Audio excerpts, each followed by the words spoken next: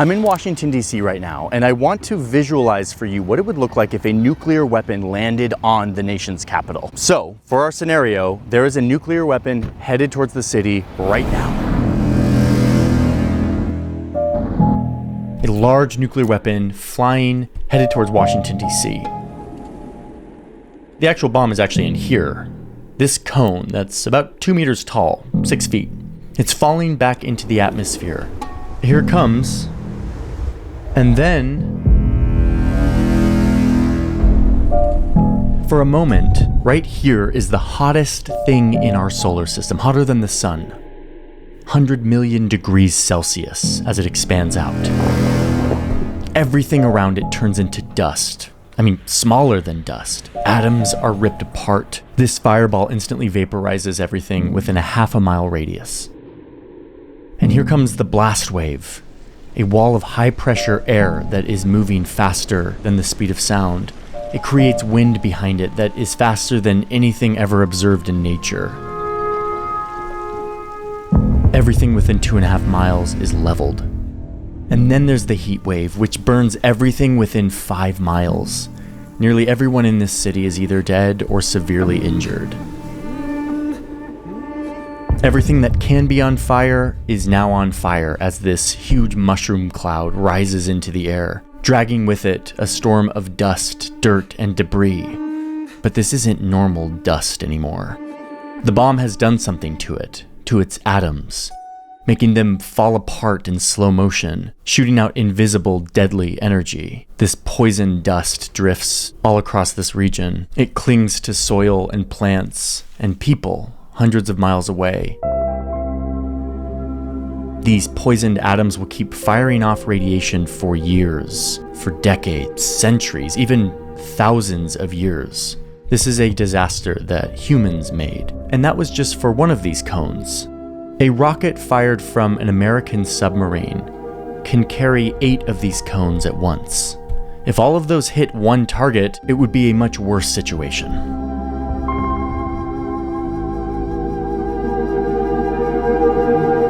A lot of global politics centers around this, making sure this does not happen. But everything I just showed you is very possible. We have the capabilities to do this right now. And in fact, a lot of countries have their finger on the trigger, able to launch one of these at a moment's notice. And I've spent a very long time trying to understand why. Why have we done this?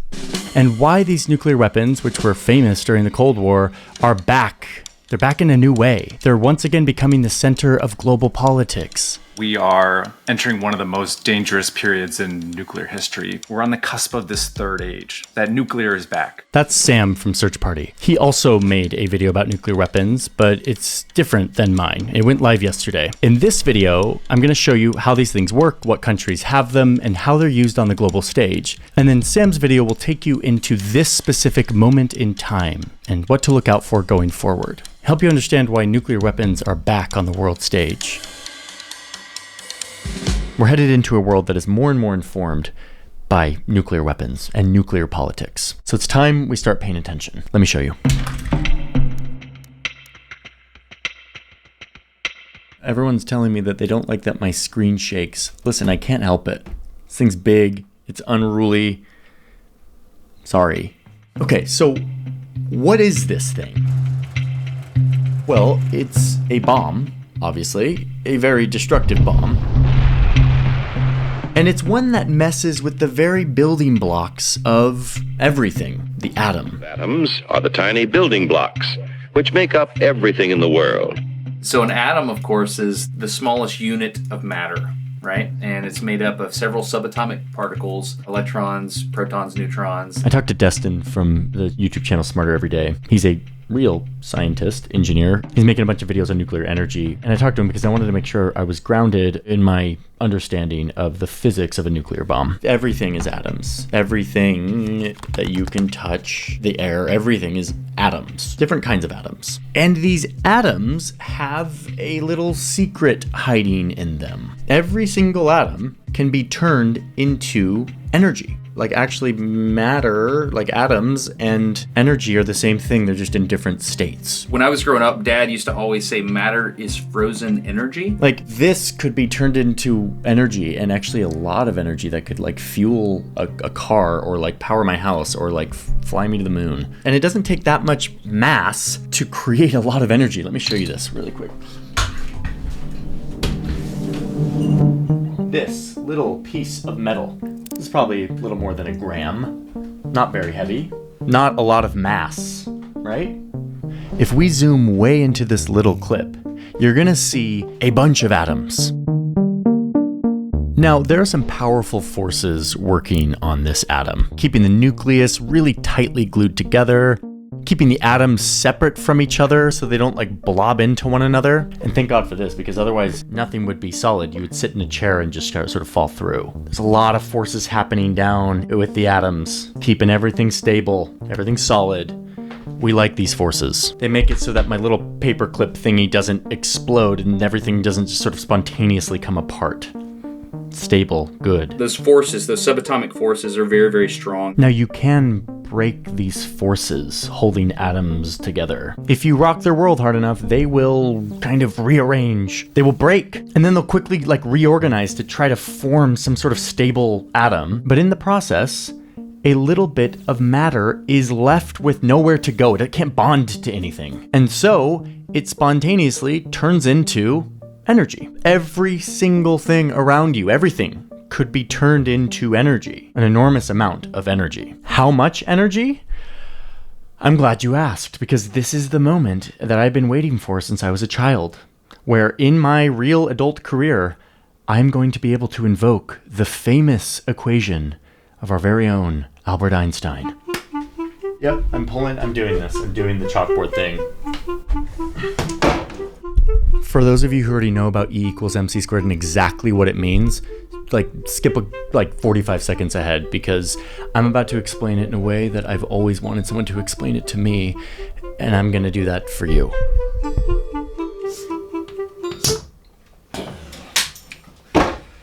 Could have guessed that was gonna happen.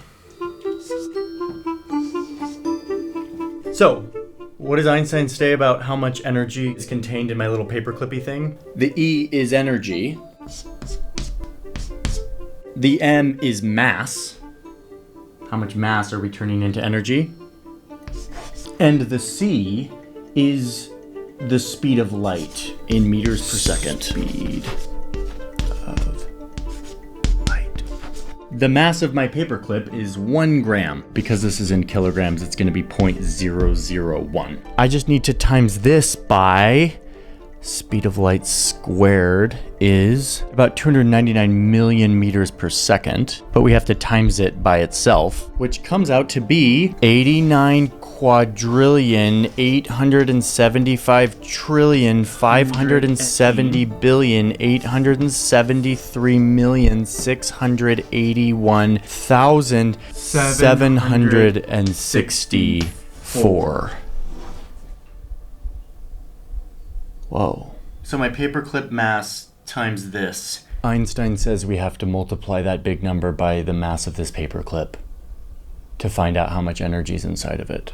And if you do that math with my 1 gram, you get 89 trillion joules. That's enough energy to power 100,000 homes for 2 weeks. Or 1 home for 2,000 years. Just inside of this. Because of that. Okay, giant caveat for everyone watching, and those who study physics will be clamoring for this.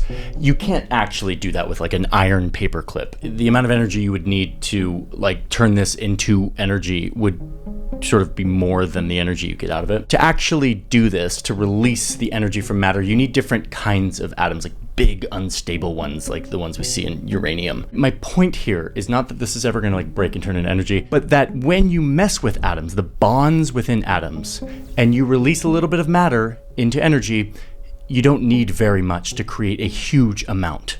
That's what we're about to see in real life. So fission is a big atom splitting. Fusion, little atoms coming together. I had a fun time watching Destin show me how fission works in his studio with his very cute looking neutrons and mousetraps. He made a whole video about it that you can check out. Now, for most of time, the only place that this sort of turning matter into energy was happening was not here on Earth, but in the center of stars. And this is the kind of stuff that happens in the core of the sun, for example. Where immense heat and pressure is smashing atoms together so hard that they fuse. They rearrange a little bit of matter that isn't fused turns into energy, and you get the literal sun. That's called fusion.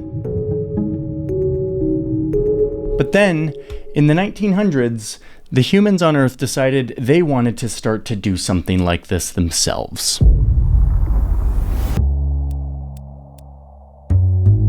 It was the 1930s in Germany, and some scientists were tinkering with atoms, and they found a way to break some atoms apart and get in on this insanity of E equals mc squared. Pretty crazy how safe nuclear power is. But nuclear weapons are scary, aren't they?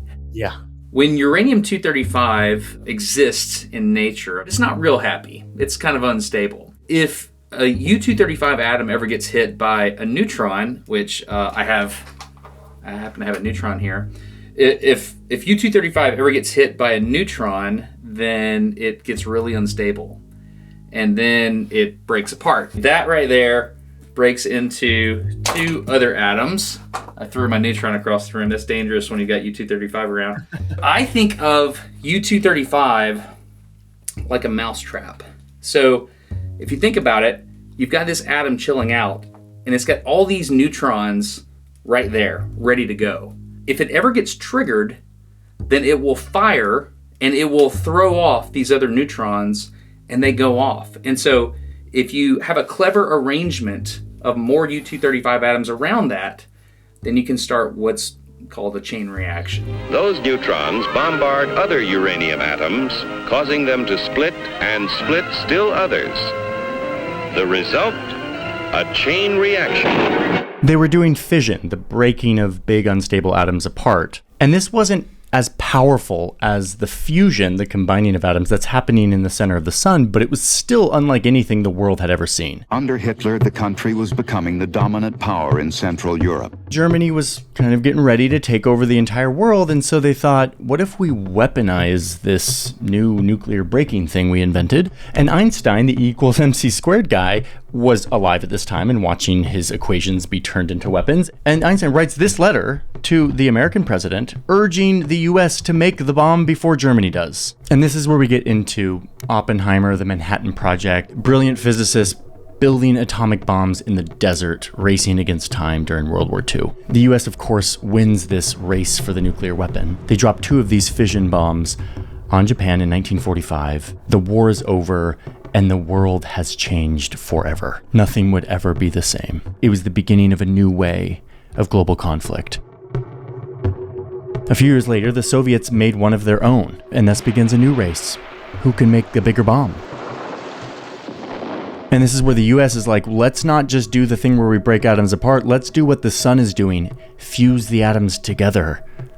That's way more powerful. And they figure it out just a few years later, and the results are insane. Those are capable of megatons of power. 1,000 times more powerful. Because apparently, leveling a city was not powerful enough.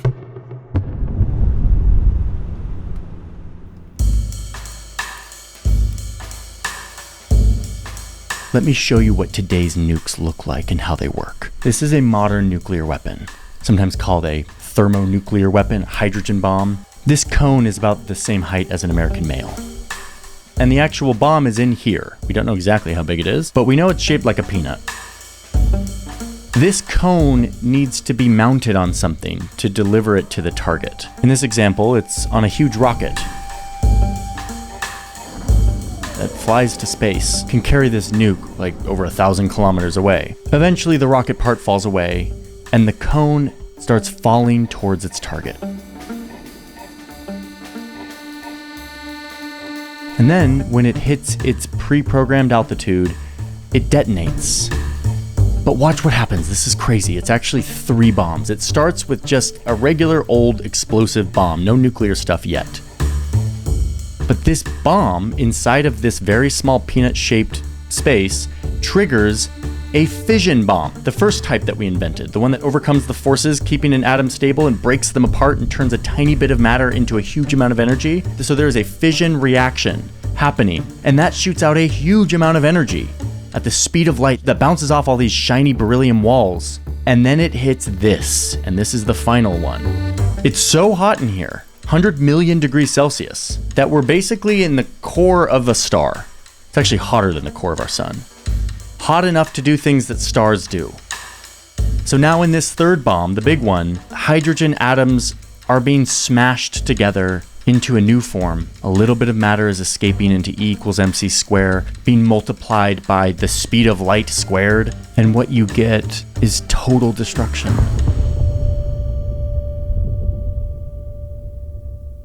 Yeah, I mean, we made that.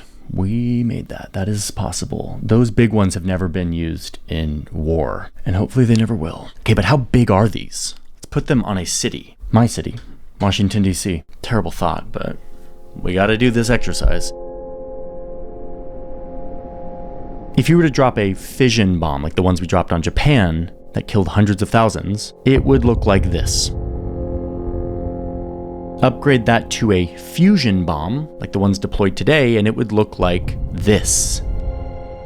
Estimated 350,000 people dead in minutes. During the Cold War, we made these things huge. If you detonate the biggest fusion bomb ever tested, it would look like this. The city would be gone, and people 40 miles away in like Baltimore would have life-threatening burns from the heat wave. 300 square miles of buildings destroyed. I mean, this is a horrible possibility that we have invented, and we have a lot of them.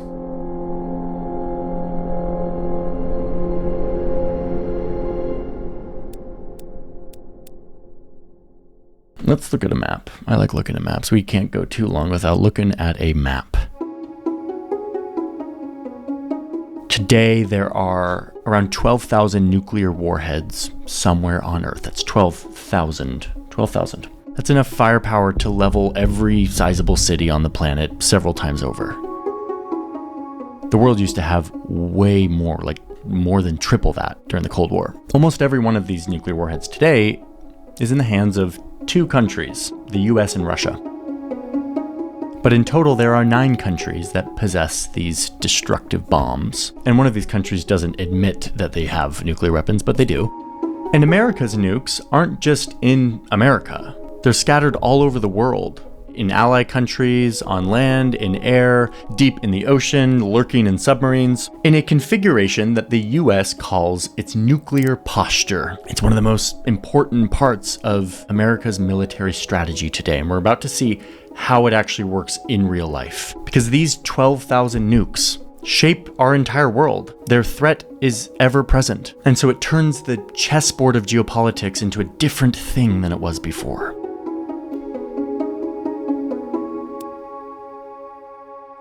Nuclear weapons, of course, did revolutionize warfare, right? So Bernard Brodie in 1946 calls them the absolute weapon. He says that basically before the bomb was invented, the fundamental purpose of military establishments was to plan for, fight, and win wars, and now it would be to prevent them altogether. So, what stops countries from nuking each other? Well, my camera's shaking again. See in the comments, folks. I don't have a way to stabilize this in a way that like really keeps it from like bouncing around. If you have suggestions on a better camera arm, I'll take it. So the central idea of all of this is pretty simple, pretty intuitive, kind of, but then it kind of messes with your brain in weird ways, and we'll see how that works. You've got these 2 big empires. They're rivals. They're competing with each other, as big countries do and have always done, and maybe someday they won't, but they do for now. If there's no nukes in this equation, history has taught us that these 2 big empires will fight each other. Over land, over influence, over resources, over honor, over who knows. They will fight each other. That always has happened. Like, that is the central thread of humanity, is big, powerful entities will fight each other. And in recent centuries, it's gotten really destructive. Like, think of Europe and Asia in the 1940s. Countries are fighting because there's a chance that one of them can win. Okay, now after 1945, put nukes on the board and watch what happens. This new weapon that could inflict damage of the kind that we just never before imagined in human history. Now, if these two empires get into a war with each other, they both know that it will escalate. They will keep using more and more extreme force until eventually one side will use nukes, to which the other will respond with their own nukes. And then it's game over for everyone. Nobody wins, everybody loses, the world is on fire, the concept of victory becomes irrelevant because everyone's dead. This creates a calculus of fear, an understanding that you will inflict way more consequences on yourself if you go to war with your geopolitical rival. And this threat of total destruction is stronger than the urge to fight and dominate. After World War II, after we witnessed this destructive bomb in Hiroshima and Nagasaki, something changed. We crossed a line of understanding that there really was something that could really sort of end it all. It's about convincing the other side that attacking is just not worth it. Convincing both sides that the price is just too high. And unfortunately, that means deterrence. Deterrence, that is the word. That is the key concept. Comes from this root of like avoidance of something because of terror, fear. Terror prevents you from acting. And it weirdly, strangely, paradoxically kind of works. Though this is debated by scholars, and when I was in grad school for peace and conflict resolution, there was a lot of compelling evidence that deterrence doesn't work, but I'm not getting into the literature right now. It is widely accepted that one of the major reasons great powers have not gone to war with each other directly in the last 70, 80 years is because of nuclear weapons. For those who want to dispute that claim, I am so stoked for your good faith argument and dissent in the comments. I will read it and respond because I love this stuff. Anyway, global politics today leans heavily on this grim logic, this balance of deterrence created by very destructive bombs that split atoms. But in order for deterrence to work, it can't just be the bombs. It has to have some other important ingredients. First up, the threat needs to be believable. It needs to be credible. Your enemy has to believe that you will actually, credibly, fire back a nuke. That you're not just making empty threats and bluffing all of the time, that you actually have the ability and appetite to fire one of these things off. What that means is you gotta have these things ready to go at all times. You gotta have maps of targets to hit. Thousands of targets in some cases, like here in these giant maps in a bunker command center that the US had, showing all the targets in the Soviet Union that they were ready to hit. The Soviets, of course, had a similar map of all the targets they were ready to hit. During the Cold War, the US had a bomber plane with a nuke on it in the air 24/7 for 8 years. Like, it wasn't the same plane. They were obviously doing patrols, but there was always one in the air ready to drop a nuke. And this is why it remained a Cold War. But the Soviet Union fell and the big standoff kind of chilled out a little bit. But today, credibility is just as important to all of the nuclear powers, especially the big dogs, US, China, Russia. They all still have their nukes pointed at each other all the time. And all three make it really easy to make the decision to launch one. They centralize the decision-making into one person, the top leader. Like in the United States, we do this. The president is the sole authority who can authorize a nuclear strike. And legally, no one can veto his decision. He could launch a nuke within 5 minutes using some special authorization codes and relying on this football. I know it's not a football, it's a briefcase, but it's called the nuclear football. And inside of this, there's a phone and a scary black book that lists out all of the potential targets that the president could authorize a strike on. How many people would die, what the effect would be. It's all right there, by his side all the time. And for those wondering, yes, it's that kind of football. Sorry, world. This is America. Okay, the next ingredient to deterrence is the ability to hit back. Meaning, if one nuclear country is able to destroy all of your nukes in a surprise attack, then the whole thing falls apart. They now are not deterred because they can disarm you. So you gotta have more than one nuke, and you kinda gotta spread them out and hide them. The US does this by spreading its nukes out all throughout the world and dividing them up by delivery methods. Some are sitting in these big underground silos that are spread all across the middle of the country. There's just rockets in here, ready to launch at a moment's notice. Others are sitting on airplanes positioned all around the globe. And as of 2 weeks ago, the US positioned 10 of its bombers, probably carrying nukes, Here on this tiny little island in the Indian Ocean called Diego Garcia, which I've made a video about and want to make another video about because it's wild. And yeah, there's just nukes on this island. North Korea, China, Russia, Iran. Beware, there's nukes here, says the United States. And then, of course, we've got nukes lurking in the depths of the ocean, sitting on submarines, these underwater buildings that are weapons and bases and command centers all in one. They can carry up to 20 missiles, each of them with multiple warheads. Like, the amount of destruction capability designed into these weapons is kind of unfathomable, and that's kind of the point. It has to be so bad, so easy to launch, that your enemy's like not messing with that. Anyway, these different delivery systems are called the nuclear triad. Russia has something like it too. China's kind of developing their own triad. And all of this is so that we have that second ingredient of deterrence, the ability to strike back. These things are safe from a surprise attack that would take out all of our nukes. Okay, so you've got credibility in that you're ready to go. You've got a second strike capability. But where the rubber meets the road is the last ingredient. And this is where the mind games begin. Red lines. You have to signal to your enemy what they would have to do to warrant an attack. The signal to each other on what to do and what to not do, so you can create guardrails for your competition. The cleanest and safest way to do this is to just say, hey, we will not attack anyone with our nukes unless they attack us with their nukes first. This is called a no first use policy, or nuclear doctrine. It's pretty straightforward. It's much more about just protecting your national survival. And this is what China has articulated as their policy. Most countries operate with this as their kind of de facto policy. Don't attack us with nukes or we'll nuke you back. It's a way of deterring anyone from trying to attack them. Most other countries that has nuclear weapons fundamentally relies on them to assure the existence of their country. If you have nuclear weapons and they're survivable, your country's probably not going to be wiped off the map or be invaded. But for the two big dogs on the stage, Russia and the United States, red lines are a way for them to kind of play mind games with each other because they believe that it would incentivize their enemy to do everything short of a nuclear attack. Chemical weapons, conventional attacks, all these other things that we also want to deter. So, both of them keep their red lines intentionally vague and fuzzy, forcing each other to constantly be questioning, where's the red line? Like, am I going too far? Am I going to trigger a nuclear strike if I do this or that? This keeps both sides very far away from provoking each other because they're not sure where the red lines are. And this is the mind game at the heart of modern nuclear politics. It's a very dangerous mind game, but it's nonetheless the one we have. If deterrence ever fails, then you just have this really terrible thing that could affect humanity's long-term survival.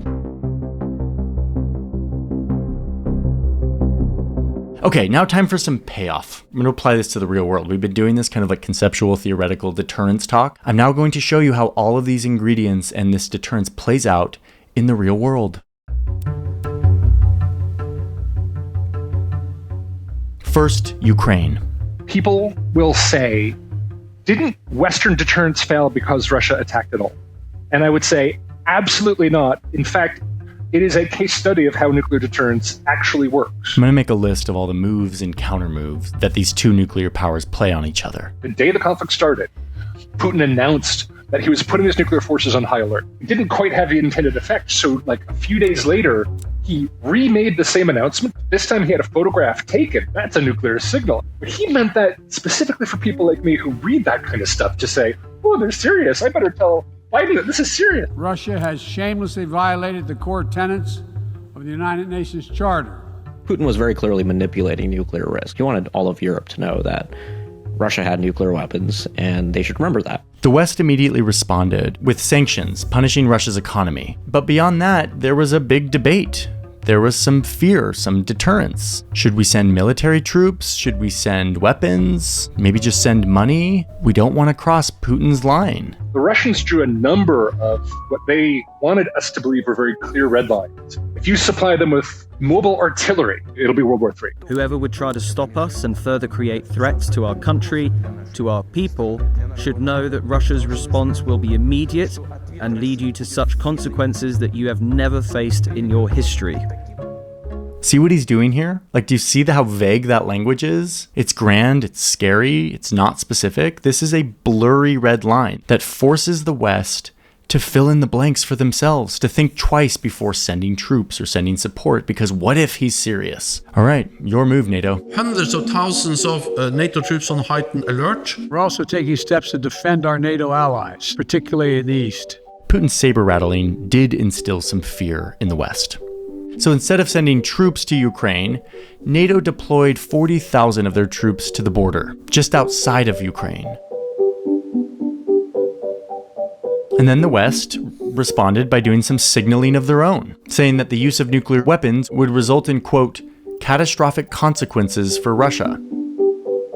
The wind of the conflict sort of blew some sand over the red lines, and they turned into pink fuzzy lines that the West eventually started to test and tolerate. And then the NATO countries do start sending weapons, but they don't send them all at once. They're worried that might cross his line. So they have to calibrate their response, and they start sending weapons a little at a time. I mean, it wasn't a little, it was a lot of weapons, but they could have sent way more, and it could have actually made a big difference in Ukraine, but they didn't want to cross his red line, and they don't totally know where it is. It's like adjusting a thermostat. Like, you don't want the temperature to get too hot, you don't want it to get too cold. Nuclear deterrence deeply frustrated not just the Russians, and deeply frustrated the West, and frustrated the Ukrainians. And so it's this thing we rely on for security, but it also endlessly, I think, makes the world we inhabit a lot more complicated to maneuver. Throughout this war, Putin continues issuing nuclear threats. And then he moves some of his nukes to Belarus, another move on the chessboard. He even officially changes Russia's nuclear doctrine, which is like their public-facing policy on when they'll use nukes. He changes it to have a lower threshold, like to make it easier for Russia to use nukes. The US is getting ready to send long-range missiles to Ukraine so that Ukraine can strike Russia deep into the country. But Putin says that if he does this, it's going to have big consequences, and it actually gives then President Biden some pause. He's deterred for a little bit, being like, am I going to cross a red line if I send these missiles to Ukraine? Eventually, the pressure mounted, and he did end up sending the long-range missiles. Ukraine used them. Russia was angry, but they didn't use nukes. It was once again a bluff. So ultimately, Putin did slow down the West's support, deterred them a little bit with his bluster. They kind of worked, not as effectively as Russia would want. Putin's threats to slow American and Western support in ways that was deeply damaging to Ukraine's defense. But they did have a time-limited effect that eventually the West called their bluff. People would talk about Putin's nuclear blackmail.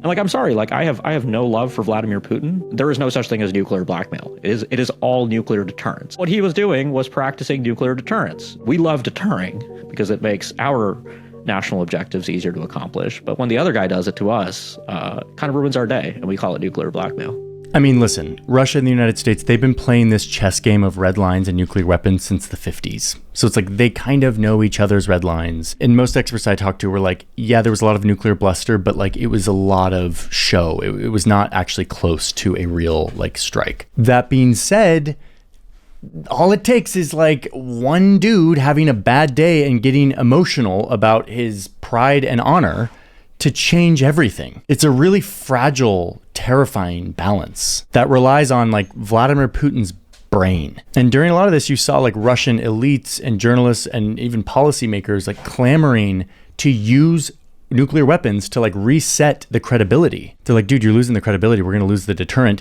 Use a small tactical nuke in Ukraine and your credibility will be restored. A hawkish voice in Moscow is now advocating that Russia should launch a limited nuclear strike. And certainly Putin considered that, but luckily sanity prevailed and he didn't do it.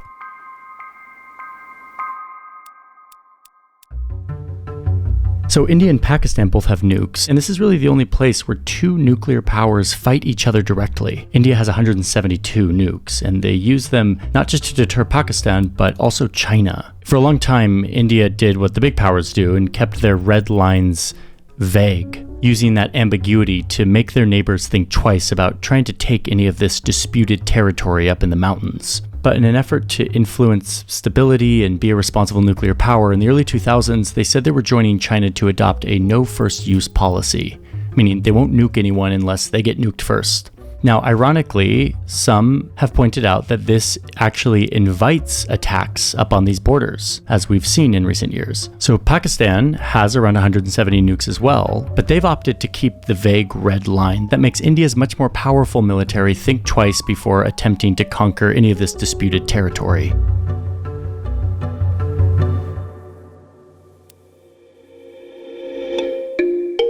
All right, nuclear deterrence is playing a huge role in Taiwan, where nuclear-armed China is constantly flexing its power as it becomes more and more powerful in the region, but is inconveniently for them running into this. This is America's nuclear umbrella in Asia. We call it an umbrella because it covers our allies. It's basically a promise to defend South Korea and Japan if they're ever attacked. And the red lines are pretty clear here. It's a reason why these countries feel safe and why they feel like they don't need to get a nuclear weapon for themselves because the US has their back. Okay? They've got a nuclear deterrent protecting them. But Taiwan is different. It is widely seen as like the top place on Earth where a miscalculation could escalate into war between two nuclear powers. Because China has vowed to take Taiwan. They believe that it's rightfully theirs, it always has been, and that eventually they will take it, even if by force. But deterrence is a major reason why they haven't done so yet. And it's the US that's playing the fuzzy red line game here. If China invades Taiwan, will the US come to its rescue? Who knows? US forces, US men and women, would defend Taiwan in the event of a Chinese invasion. Yes, if in fact there was an unprecedented attack. Whoa. Biden just said they would, but then seconds later, the White House retracted that statement and apologized. The White House is now walking back President Biden's comments on Taiwan. Officially, the U.S. will not say whether American forces would defend Taiwan. Blurry red line. Will they protect Taiwan? Or will they not? Now, the US might be bluffing here. They might actually not be willing to go send their own troops in to confront China if they invade Taiwan, but they need Beijing to think that they might, because that is such a horrifying potential that it will prevent China from attacking in the first place. And that's deterrence.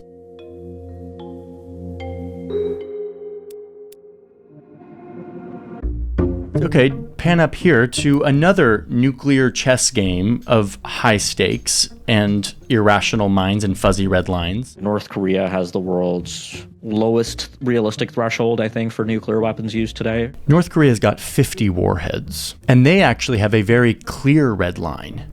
They have stated that if the regime's survival is ever threatened, they will use their nukes. And by the regime, I mean the Kim family, the dictators who have ruled North Korea since its founding. This is a terrifying prospect, and they've really made us believe that this is a credible threat. They test their nukes. They're constantly like, dude, we're ready to attack if you ever get close to trying to overthrow the regime.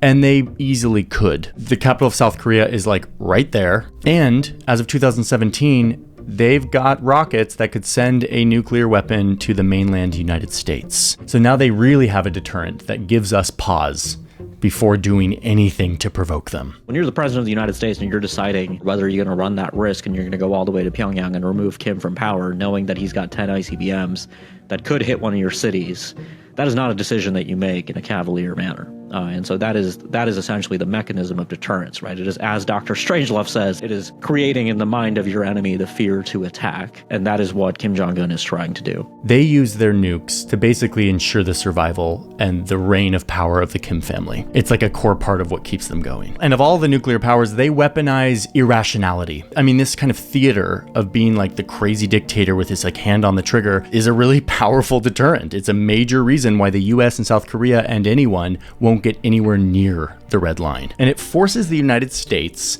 to grapple with whether or not they would provoke a nuclear attack on their soil to protect South Korea. Deterrence has so far kept the whole thing in this sort of tense, scary balance, but that could change any minute, and hopefully it doesn't.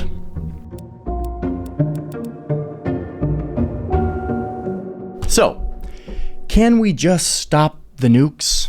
Please? Can we as humanity just agree that this is completely irrational, totally insane, that we've invented these things and that we wield them? And can we all just agree that it would be better to not have them at all? Could we? Ooh, I wish, but it's a little more complicated. I mean, 73 countries have signed a treaty saying they'll never develop nukes. Could we just get everyone else to do it? Seems sensible. Unfortunately, most experts I talk to say it's not quite that simple. Unfortunately, you can't uninvent the technology, and actually, sudden disarmament would put you in a much more dangerous position where any country could suddenly leap into a position of massive power by just committing to building lots and lots of nuclear warheads. We still live in a world where big countries are skeptical of each other. There's no central authority governing everyone. And so countries naturally compete with each other. They're constantly trying to one-up each other to protect themselves and scare their enemy. That is like a natural law of international relations. I hope it's not the case someday, because it really, like, our world would be much better if we all just cooperated. But for now, this is how we do it. The current arrangement is that, yes, we do diplomacy and we do some international law, but a major stabilizer for the big empires is everyone having a gun pointed at each other so that no one does anything crazy. It gives way to a bunch of other types of conflict. Proxy wars, we've talked a lot about on this channel. But for now, it has kept the big powers from going into a full cataclysmic war. And unfortunately, half of this community just says, we need to get rid of all nuclear weapons tomorrow. Ah! And the other half says, no, we need nuclear weapons for everything, including stopping asteroids. Ah! We need everyone to take a deep breath and think strategically and think in the longer term. So how do we manage this then? During the Cold War, we saw the US and the Soviet Union figure out a way to work together while still having nukes. They could still do the deterrence thing, the credibility, the red lines, all of that. But instead of just constantly one-upping each other, they started to reduce. And that's how we went from having tens of thousands of nukes to just having 12,000 today. What's tricky about this new world we're entering into is that it's not just two powers. The Soviet Union went poof, and we had this moment of global nuclear optimism. Today, it's like all of the dynamics are heading in the wrong direction. We have competitive great power dynamics. We have new entrants like North Korea. We have India and Pakistan like innovating in their own way about how they want to fight wars under the nuclear shadow. And so all of that takes us to a place where, unfortunately, this broader toolkit that we have relied on to render this enterprise of nuclear deterrence somewhat more predictable and manageable for mankind is under great strain. I think we'll move towards safer, smaller ones. More, I don't know. I mean, I think the US and Russia are going to stay stable, but it depends on what China does. If China matches them, does Russia feel like they need to be bigger than China? I don't know. And if Russia races, does the US race? And then does this become a congressional thing where we say, it has to be US equals Russia plus China plus one? Well, then what happens when North Korea hits 1,000? Or what happens? You know what I mean? Like, if we're racing, then, and again, because of the asymmetries of all these races, then everybody ends up, you know, do we end up with everybody with 10,000 of these things? I hope not. That I really think we can have talks to get out of. China seems to be building their nuclear arsenal very quickly, and they are not telling the world why. Why is China doing this buildup? Like, that is still being debated. Xi Jinping has not given us a speech, like, telling us why we're seeing more nuclear weapons in China. Imaginations have run wild in Washington a little bit about what China's goals are here. There was a moment during the Cold War where it got really bad. Cuba, the Cuban Missile Crisis, you probably heard of it. The closest we ever got to, like, actually going full bore into a nuclear war with the Soviet Union. And that sort of woke everyone up to the insanity. It sort of like gave us the picture of how close we were to, like, mass annihilation. And it was that crisis that helped the two countries increase communication lines with each other, put in place some frameworks to, like, make sure that nothing crazy happens. And it really did stabilize the world and eventually led to the reduction of all of these nukes. We're going to need to do that again. Like, we're going to have those conversations again. The question is it going to take another scary crisis and a close call to get us there? What is it we really want?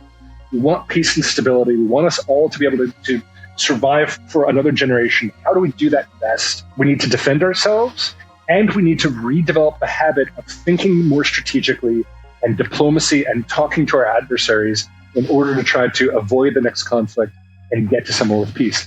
The hard work needs to happen now. Hey, everyone, thanks for watching.